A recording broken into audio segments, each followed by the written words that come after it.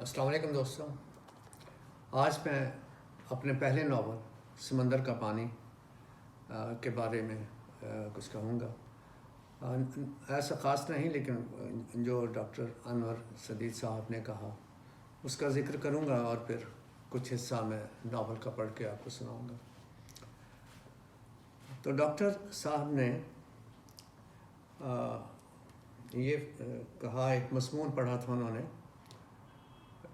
سمندر کا پانی پر ایک تقریب میں، تو انہوں نے کہا کہ فیاض ظفر کی نثر اتنی شگفتہ ہے کہ اکثر مقامات پر وہ مجھے ایک سالم انشائیہ نگار نظر آتا ہے۔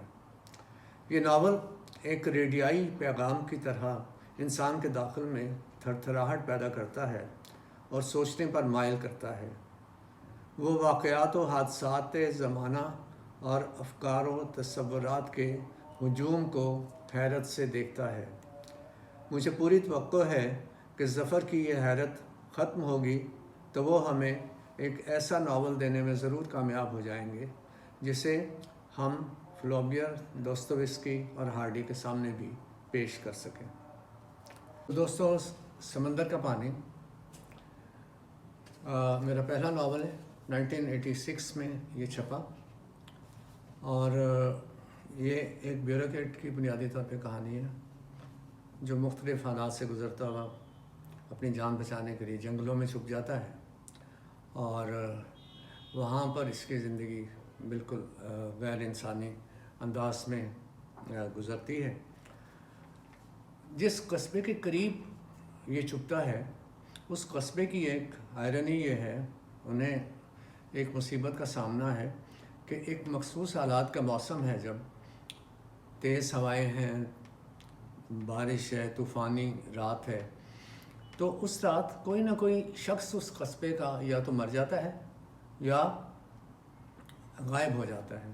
تو دوستوں، سمندر کا پانی میرا پہلا ناول ہے، 1986 میں چھپا، اور یہ کہانی ہے ایک بیوروکریٹ کی جو کہ ایڈجسٹ نہیں ہوتا، اور اپنی واقعات ایسے ہوتے ہیں کہ اپنی جان بچانے کے لیے سمندر کے کنارے کے علاقے میں ایک قصبے کے قریب جنگل میں وہ رہتا ہے، اور اس جنگل میں وہ اس قصبے کے قریب نہیں آتا، لیکن ایک روز کوئی اسے دیکھ لیتا ہے اور وہ سمجھتا ہے کہ یہ کوئی بزرگ ہے، اور انہیں کچھ وہ لوگ پکڑ کے لے آتے ہیں۔ پھر صورتحال ایسی ہوتی ہے کہ وہ سمجھتے ہیں کہ یہ ان کا نجات دہندہ بن سکتا ہے، کیونکہ ایک مصیبت ہے اس قصبے پر، عذاب ہے۔ وہ یہ کہ مخصوص حالات میں جب کہ طوفان ہوتے ہیں، بارش ہوتے ہیں، رات ایسی ہوتی ہے کہ ان راتوں میں کوئی نہ کوئی شخص اس قصبے کا یا تو غائب ہو جاتا ہے یا مار دیا جاتا ہے، تو ایک یا ایک سے زیادہ۔ تو ان کو اختر کو وہ غیر انسانی شکل یا ایک بالکل مختلف قسم کا انسان سمجھ کے تو وہ اسے لے آتے ہیں اور اسے جن سرکار کہہ کے آپس میں بلاتے ہیں، جن سرکار۔ تو وہ جس رات وہاں آ کے قصبے میں ٹھہرتا ہے، اسے پکڑ کے لاتے ہیں، تو اس رات کوئی نہیں، حالات ویسے ہی ہوتے ہیں، لیکن اس رات کوئی نہ شخص غائب ہوتا ہے اور نہ کوئی مرتا ہے۔ تو وہ سمجھتے ہیں کہ یہی ہمیں بچا سکتا ہے، لہٰذا وہ اس کو اپنے پاس رکھنا چاہتے ہیں، نگرانی میں رکھتے ہیں۔ کبھی کمرے میں بند کر دیا، یا پھر بند نہ بھی کیا تو نگرانی کی کہ اسے وہاں سے جانے نہ دیا۔ یہ تو ہو گیا اختر کے بارے میں۔ تو اختر کے ساتھ متعلقہ ایک کردار ہے جس کا ذکر ہوگا، جو حصہ میں پڑھوں گا اس میں۔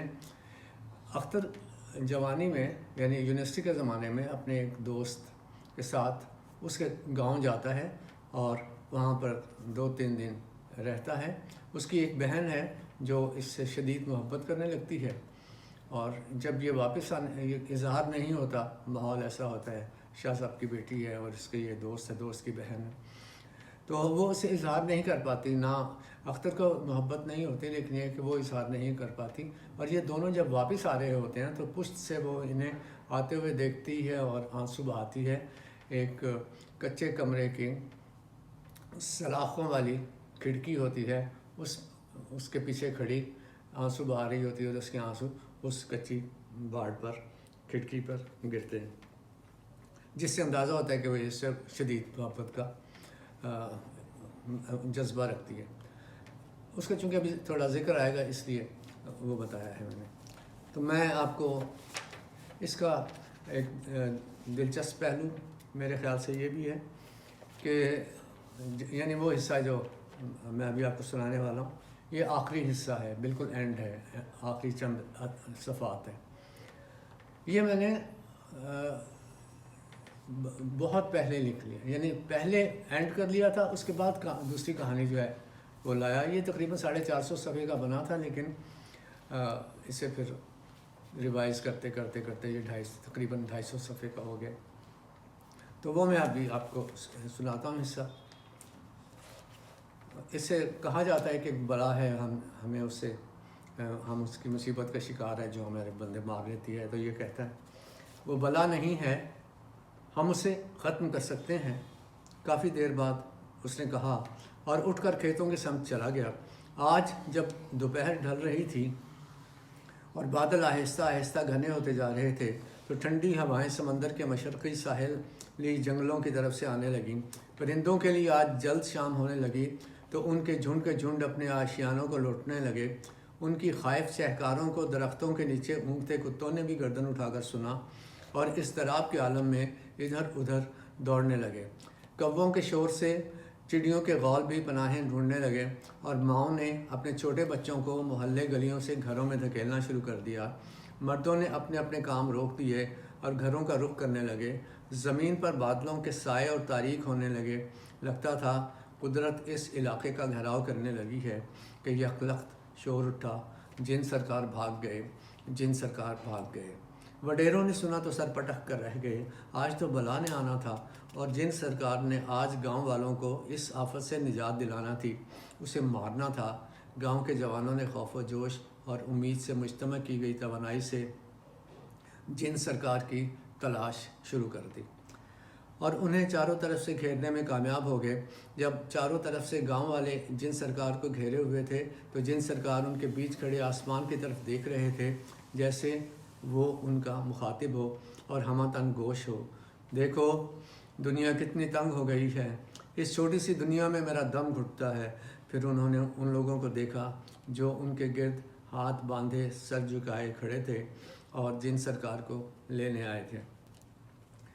اس دوران جھکڑ تھوڑی دیر چل کر رک چکا تھا. جن سرکار کو کمرے میں بند کر دیا گیا تھا. پھر گاؤں کے لوگ ان کے سامنے ہاتھ جوڑے اپنے انجانے قصوروں یا کوتاہیوں کی معافیا مانگنے لگے اور یاد دلانے لگے کہ آج جن سرکار کو انہیں اس بلا سے ہمیشہ کے لیے نجات دلانا تھی. جن سرکار ہمیں معاف کر دو. جن سرکار، وہ غصے میں بڑبڑایا جسے کوئی نہ سمجھ سکا. جی سرکار، ایک بڑے ادب اور اجلت سے آگے بڑھا. مجھے اکیلا چھوڑ دو. کوئی چلہ کاٹنا ہے، کوئی ریاضت کرنا ہے، کوئی ورد کرنا ہے، کوئی منتر. غرض مختلف قسم کی سرگوشیاں ہوئیں اور سب سر جھکائے ہاتھ باندھے وہاں سے چلے گئے.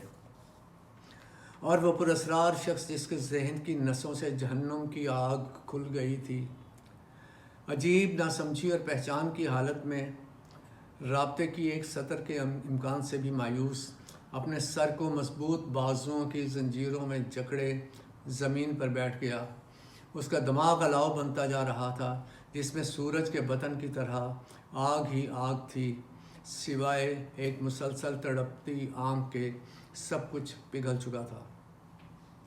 یہ کائنات جو اس نے جانے دیوتاؤں نے کیوں بنا دی تھی، یا جو پانی سے بنی تھی، یا کسی متعین غیر ممیز اور لامحدود مادے سے، یا ہوا سے، یا آگ سے، یا اس ساری کائنات کو واحد اور ازلی و ابدی ہستی نے بنایا ہے، یا یہ ایک فطری سائنسی عمل کا نتیجہ ہے، یا یہ کسی بڑے دھماکے کا نتیجہ ہے، اور یہ انسان جسے دیوتاؤں نے اپنے کام میں سہولت پیدا کرنے کے لیے چکنی مٹی سے بنایا، یا کوئی سمندری مخلوق خشکی پر آ گئی اور اس نے ماحول سے مطابقت پیدا کر کے انسان کی صورت اختیار کر لی، یا اس کی تعمیر آتش اور مادے کے مرکب سے ہوئی، یا اسے عالم بالا سے سزا کے طور پر یا امتحانی مدت پوری کرنے کے لیے زمین پر بھیج دیا.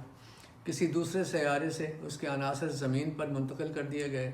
اس ساری زمین پر جہاں یہی عناصر، ایسی ہی دوسری کروڑوں زندگیاں، زندگی کے یہی اسباب، پیدائش کی ایسی ہی توجیہات اور وقت کے ایسے ہی مساوی فاصلے اور پیدائش و فنا کے یہی راستے ہیں، انسانی زندگی اور انسانی ذہن جو ایک وقت میں ایک ہے، جو خدا کو تسلیم کرتا ہے اور انکار کرتا ہے، یا دوبارہ اس دنیا میں لوٹ آنے پر یقین کرتا ہے، یا آخرت پر، یا نہیں کرتا، جو زندہ رہتا ہے اور ختم ہو جاتا ہے، اور یقین کرتا ہے اور کچھ نہیں جانتا، سمجھتا ہے کہ جانتا ہے مگر کچھ نہیں جانتا، یہ سب کچھ بھی سامنے ہے یا عیان نہیں ہے، اس کی حقیقت ایک ہے، اس کا انجام ایک ہے، وہ انجام جس کی فکر سے بھی مقدم ہے جینا، اور جینے کے لیے انسان ہر روز ہزاروں جانداروں کا قتل کرتا ہے تاکہ زندہ رہے، اپنی زندگی کے لیے ہزاروں جانیں اپنے تصرف میں لاتا ہے، اور جنہیں یہ کھاتا ہے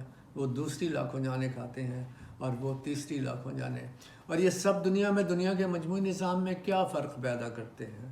اس زمین پر کسی جاندار کی تھوڑی بہت جمع تفریق دنیا میں کیا کمی پیدا کر دیتی ہے؟ اس سوال کو سمجھنے کی ضرورت بھی کیا ہے؟ اگر ایسا ہو تو حصول لذت اور ترک تکلیف کے مقاصد کیا ہوں؟ زندگی کیا ہوگی؟ لیکن حصول لذت اور ترک تکلیف کی کوشش میں بھی زندگی کیا ہے؟ کیا زندگی جانوں کے اسی لین دین کا نام ہے؟ ذہن کی نسوں سے امٹتی آگ کا کھلاؤ مزید بڑھ رہا ہے، جس میں آنکھ کی دیکھی اور کان کی سمیٹی ہر بات ذہن میں آ کر ابل رہی ہے۔ لگتا ہے اس الاؤ میں تڑپتی آنکھ بھی اب پگھلنے کے قریب ہے۔ جن سرکار کے ذہن کے چاروں طرف دھوپ ہی دھوپ ہے، جس میں سناٹے کی بھرمناہٹ مکمل طور پر احاطہ کیے ہوئے ہے، وسیع خلائیں ہیں، اور ایک احساس کی قوت سے احساس عدم وجود لیے وہ انجانی منزلوں کی طرف گامزن ہے، اور قطبی ضیاؤں کی طرح قوس قزح کے سارے رنگ لامحدود لہروں کی طرح اس کے چاروں طرف پھیلے ہوئے ہیں، اور اس کی نظریں اس کے ذہن کے انتعاش العشاء کے اثر سے نمودار ہونے والے ستاروں کے رنگین عکس تلاش کر رہی ہیں۔ نیچے لوگوں کا ہجوم ہے، چھینا جھپٹی ہو رہی ہے، زندگیوں کا ایک غیر محدود اور غیر محسوس نظام ہے، ایک عنصر کے مختلف نام ہیں، اور ان ناموں کے دفاع کا، ان ناموں کی بقا کا کبھی ختم نہ ہونے والا تصادم جاری ہے۔ اس تصادم میں اس وسیع تر برادری کے لوگ آپس میں مسلسل الجھ رہے ہیں، اور حقیقت نہ جاننے کے لیے کسی ایسے حرامی بچے کی مانند ہیں جو اپنے اجداد کی تلاش سے لا تعلق ہو کر باہمی رشتوں کے وجود سے انکار کر دے۔ پھر چاروں طرف اندھیرا ہو گیا، اس قصبے کی زمین نے سورج کی سمت پشت کر لی۔ جن سرکار منہ کھولے، آنکھیں بند کیے، اپنے موجود ماحول سے قطع تعلق کیے، چاروں شانے چت کمرے میں پڑے ہوئے ہیں، اور گاؤں کے چند لوگ کسی مقدس کتاب کے مختلف اوراق اٹھائے کھڑے ہیں۔